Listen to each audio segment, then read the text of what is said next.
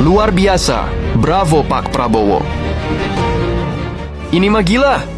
Dua presiden Indonesia ketipu koruptor.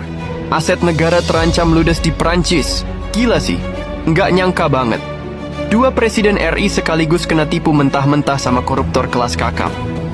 Gara-gara kasus ini, dua kedutaan besar RI bisa-bisa kena eksekusi dan diambil alih. Ini bukan hoax atau cerita drama, tapi beneran ada pihak yang mengajukan permohonan ke pengadilan Prancis buat nyita aset pemerintah Indonesia yang ada di Paris. Yang mengajukan permohonan kepada pengadilan Prancis untuk menyita aset pemerintah Indonesia yang ada di Paris. Dan pengadilan Prancis pasti tidak bisa dilobi. Sangat bahaya kalau sampai nanti putusan tersebut dieksekusi, asetnya Kemenhan bisa dilelang, dan justru kita takutkan jangan sampai KBRI juga ikut disita. Itulah yang saya tahu. Waktu itu Bapak Prabowo meminta Wakil Menteri Kemenhan untuk berkonsultasi dengan Hotman. Dan yang bikin makin serem, pengadilan Prancis tuh terkenal nggak bisa dilobi-lobi.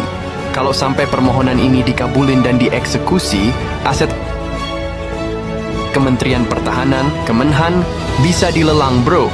Lebih parahnya lagi, KBRI di sana juga bisa ikutan kena sikat. Nah, ini yang bikin deg-degan. Soalnya, kalau KBRI sampai disita, dampaknya bisa luas banget, terutama buat hubungan diplomatik Indonesia di Eropa. Kronologi panjang sejak zaman Presiden ke-6 Susilo Bambang Yudhoyono sampai Presiden ke-7 Jokowi. Jadi cerita ini nggak instan guys. Runtutannya panjang banget, bahkan katanya udah mulai dari tahun 2012 pas zaman Presiden ke-6. Nah, makin panas di tahun 2014. Sampai akhirnya kasus ini bikin heboh karena ada oknum perwira tinggi yang ikut terseret. Saking peliknya, dibentuklah yang namanya Pengadilan Koneksitas buat menangani kasus ini karena melibatkan sipil dan militer. Waktu itu, Jampid Mil, Jaksa Agung Muda Pidana Militer, langsung gercep dapat instruksi dari Jaksa Agung buat ngebentuk tim penyidik koneksitas. Mereka kerja bareng sama Jampitsus, Jaksa Agung Muda Pidana Khusus, buat ngejar dalang di balik kasus ini. Drama satelit, Lockheed Martin kirim surat, Garuda 1 bermasalah.